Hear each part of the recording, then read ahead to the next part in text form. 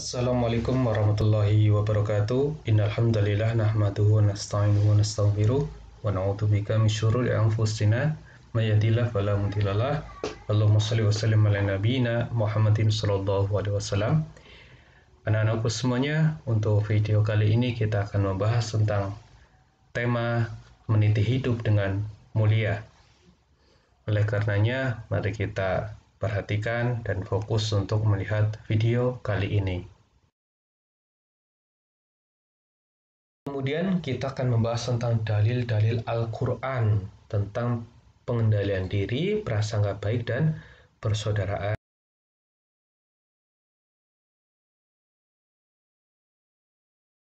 Yang pertama itu terkait dengan pengendalian diri atau mujahadah an-nafs. Ini tercantum dalam Quran surat Al-Anfal ayat 72.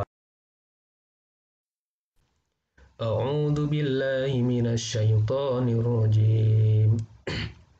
Bismillahirrahmanirrahim. Innal ladzina amanu wa hajaru wa jahadu bi amwalihim wa anfusihim fi sabilillahi wal ladzina awaw wa nasaru ulaika ba'duhum awliya'u ba'd. والذين آمنوا ولم يهاجروا ما لكم من ولاياتهم من شيء حتى يهاجروا وإن استنصروكم في الدين فعليكم النصر إلا على قوم بينكم وبينهم ميثاق Wallahu bima ta'maluna basir. Sadaqallahul adzim.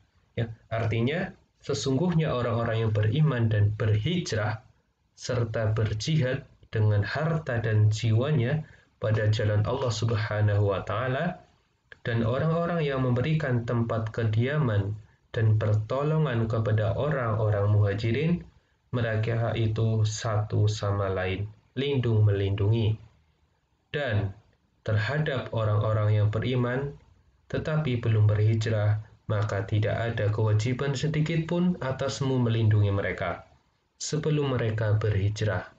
Akan tetapi, jika mereka meminta pertolongan kepadamu dalam urusan pembelaan agama, maka kamu wajib memberikan pertolongan, kecuali terhadap kaum yang telah ada perjanjian antara kamu dengan mereka.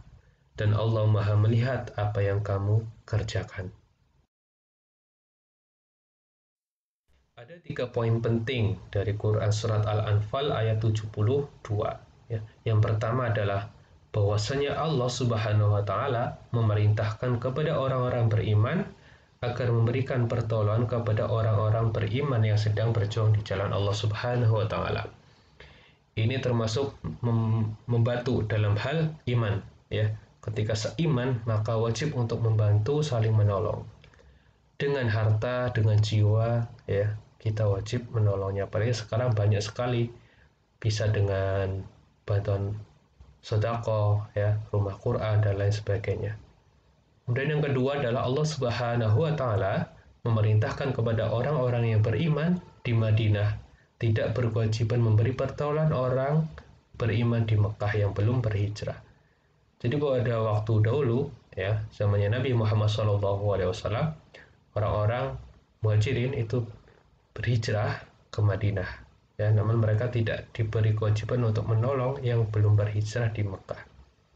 Kemudian yang ketiga adalah Allah Subhanahu wa taala memerintahkan kepada orang-orang beriman agar tolong menolong dalam urusan pembelaan agama. Wajib ketika salah satu manusia tersakiti, maka itu memberikan kesan, ya, kepada umat yang lainnya bahwa mereka perlu juga merasakan sakit tersebut.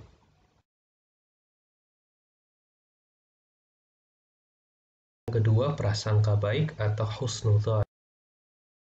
Jelaskan dalam Quran surat Al-Hujurat ayat 12. A'udzu billahi minasy syaithanir rajim.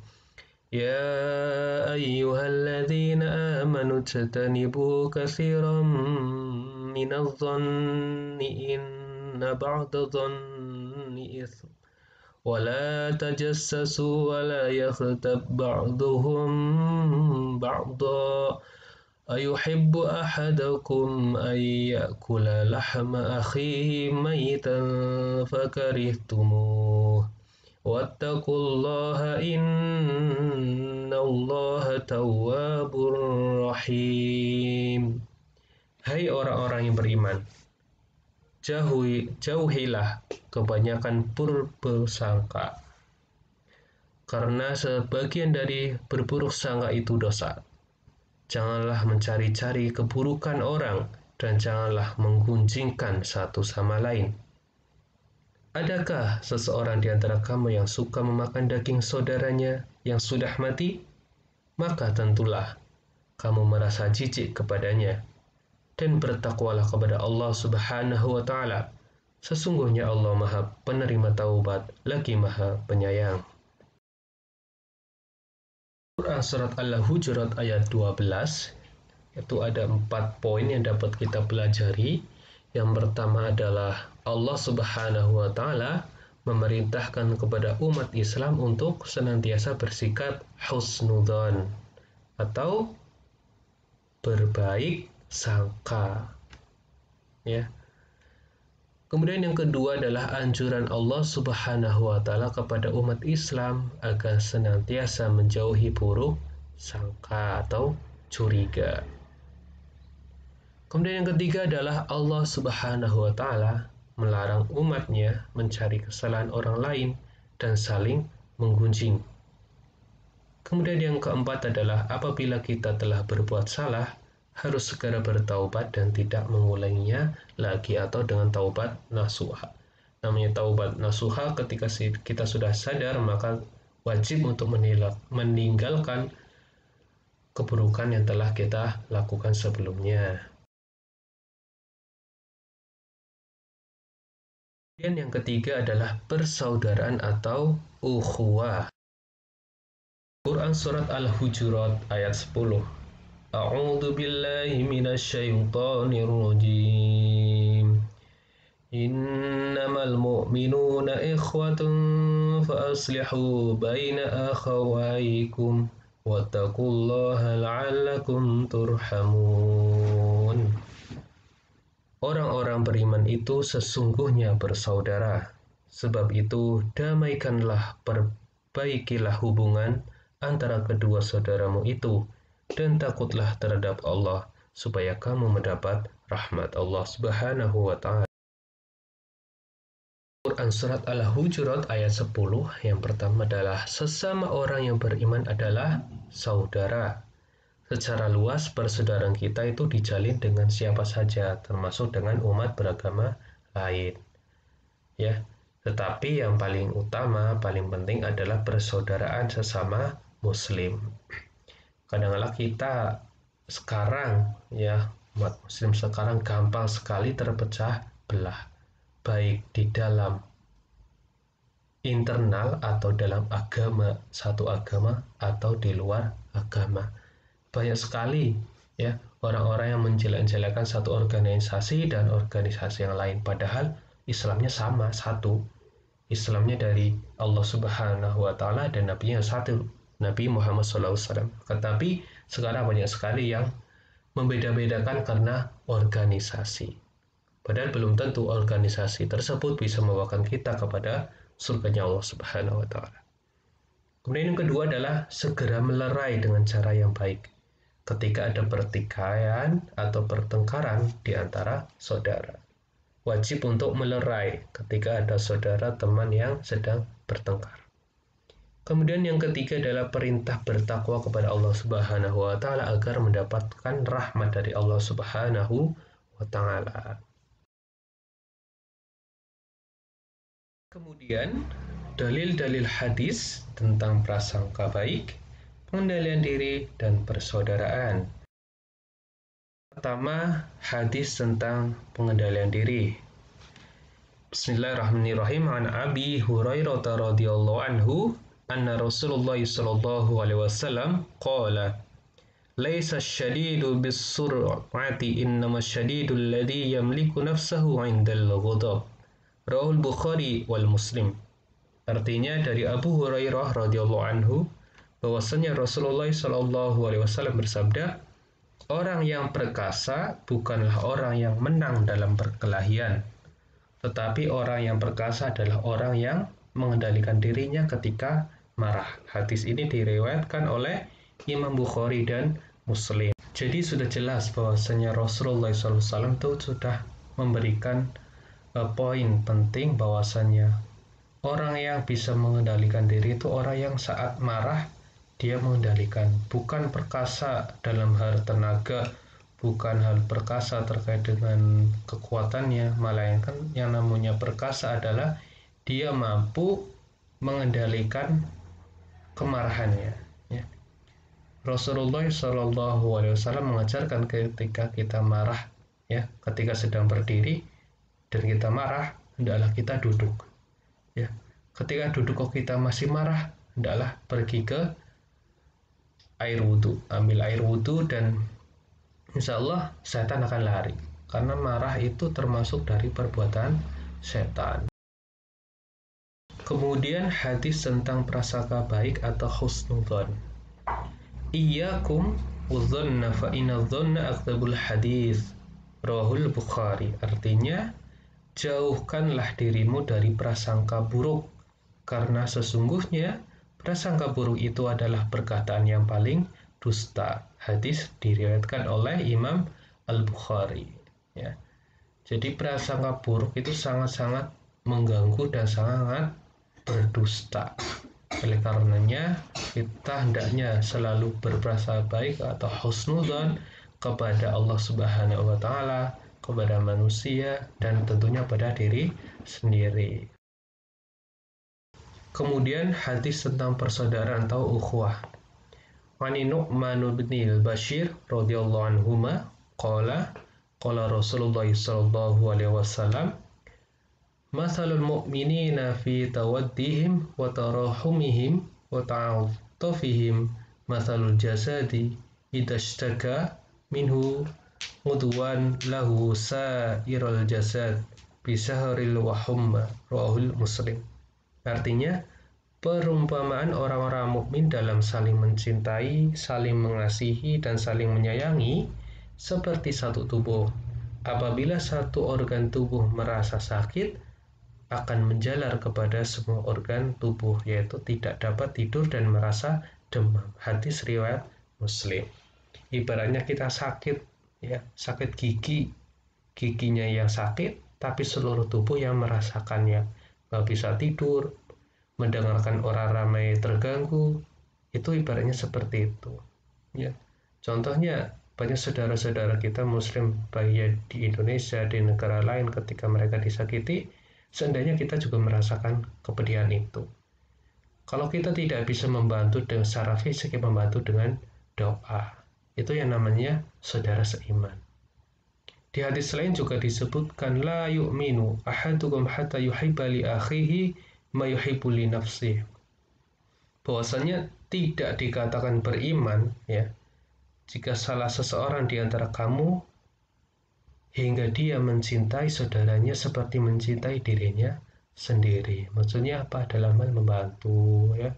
Ketika kita mendapati saudara kita kesusahan, ya kita membantu sesuai dengan kemampuan diri kita masing-masing. Bukan mengacuhkan, bukan meninggalkan, tapi membantunya. Ya, kalau orang-orang zaman sekarang, ya, dekatnya ketika membutuhkan, ketika sudah tidak membutuhkan akan menjauhi. Ya itulah. Karena mereka tidak merasakan keimanan, tidak merasakan bahwa mereka satu iman, satu agama, satu negara. Kemudian selanjutnya itu terkait dengan contoh perilaku dari prasangka baik, pengendalian diri, dan persaudaraan. Kita akan memberikan masing-masing 5 contoh.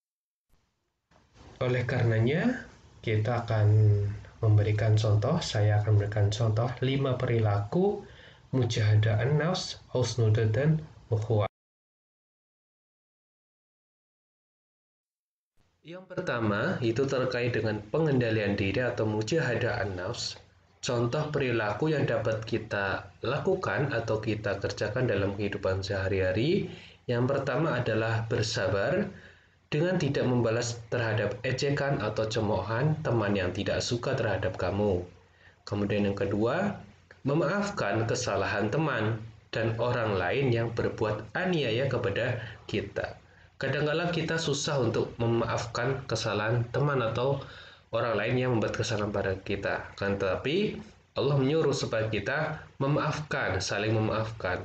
Allah sendiri juga memaafkan hambanya yang setelah banyak melakukan dosa kepadanya. Kita sebagai makhluknya tentu harus berusaha untuk mengamalkan Ar-Rahman ya Allah Subhanahu wa taala. Kemudian yang ketiga adalah ikhlas terhadap segala bentuk cobaan dan musibah yang menimpa, dengan terus berupaya memperbaiki diri dan lingkungan. Kemudian yang keempat, itu menjauhi sifat dengki atau iri hati kepada orang lain dengan tidak membalas kedengkian mereka kepada kita. Kemudian yang kelima, mensyukuri segala nikmat yang telah diberikan Allah Subhanahu wa taala kepada kita serta tidak merusak nikmat tersebut. Contohnya apa? Seperti menjaga lingkungan agar selalu bersih, ya, menjaga tubuh dengan merawatnya, berolahraga, mengkonsumsi makanan dan minuman yang halal dan thayyib. Selanjutnya, contoh terkait dengan prasangka baik atau husnudzon. Yang pertama, memberikan apresiasi atau atas prestasi yang telah dicapai oleh teman atau orang lain dalam bentuk ucapan atau pemberian hadiah. Ya. Kemudian yang kedua, menerima dan menghargai pendapat teman atau orang lain meskipun pendapat tersebut berlawanan dengan keinginan kita. Ini sering terjadi ketika kita sedang melakukan musyawarah, ya. Kita wajib untuk menghargai pendapat teman dan menerima ya keputusan walaupun keputusan itu tidak sesuai dengan keinginan dari kita. Yaitu contoh dari perilaku husnudzon. Kemudian contoh yang ketiga adalah memberi sumbangan sesuai kemampuan kepada peminta-minta yang datang ke rumah kita. Sesuai kemampuan saja. Ya. Keempat, turut serta dalam kegiatan-kegiatan sosial, baik di lingkungan rumah, sekolah, atau masyarakat. Kemudian yang kelima, mengerjakan tugas-tugas yang diberikan kepada kita dengan penuh tanggung jawab. Apalagi seorang siswa, ketika ada tugas dari sekolah, dari para guru, wajib untuk mengerjakannya dan tanggung jawab tentunya juga harus disiplin. Kemudian contoh perilaku persaudaraan atau ukhuwah. Yang pertama, menjenguk atau mendoakan atau membantu teman yang sedang sakit atau terkena musibah. Karena kita tahu bahwa kita manusia, apalagi seiman, itu harus merasakan penderitaan orang lain. Kemudian yang kedua, mendamaikan teman atau saudara yang berselisih agar mereka sadar dan kembali bersatu. Ya. Ketiga, bergaul dengan orang lain dengan tidak memandang suku, bahasa, budaya, dan agama yang dianutnya. Apalagi kita warga negara Indonesia yang memiliki banyak suku, memiliki banyak ras, memiliki banyak agama, wajib untuk saling bahu-membahu karena kita termasuk dalam persaudaraan kemanusiaan. Ya. Kalau sesama muslim, seiman itu ukhuwah Islamiyah. Ya.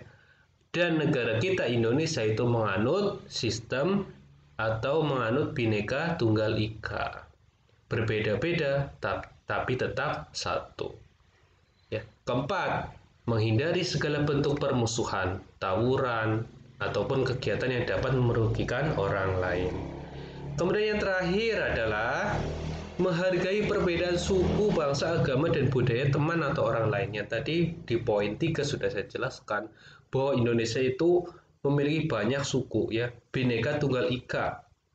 Ya, berbeda-beda tapi tetap satu bahasa, satu bangsa itu wajib kita amalkan. Oke, berarti kalian sudah paham ya terkait cara meniti hidup mulia. Itu banyak sekali ya, ada 3 poin penting yang harus kita amalkan dalam keseharian kita supaya hidup kita menjadi mulia. Yang pertama adalah apa? Pengendalian diri atau mujahadah an-nafs. Yang kedua adalah husnudzon atau berprasangka baik terhadap Allah, terhadap manusia dan terhadap diri sendiri. Dan yang ketiga adalah ukhuwah Islamiyah, ukhuwah kemanusiaan, ya, dan lain sebagainya. Mudah-mudahan kita bisa mengendalikan diri supaya kita tetap berada pada jalan yang lurus dan berprasangka baik terhadap Allah Subhanahu wa taala atas segala apa yang menimpa kita, baik rezeki, musibah dan lain sebagainya. Dan tentunya kita wajib menjalin persaudaraan antar negara, antar suku, antar ras, antar iman. Itu wajib menjalin persaudaraan tersebut agar apa?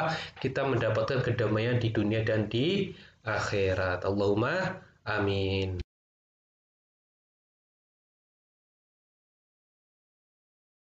Terima kasih, mudah-mudahan materi ini bermanfaat untuk kalian semuanya dan mudah-mudahan kita bisa mengamalkan materi kali ini dalam kehidupan kita sehari-hari. Terima kasih. Wassalamualaikum warahmatullahi wabarakatuh.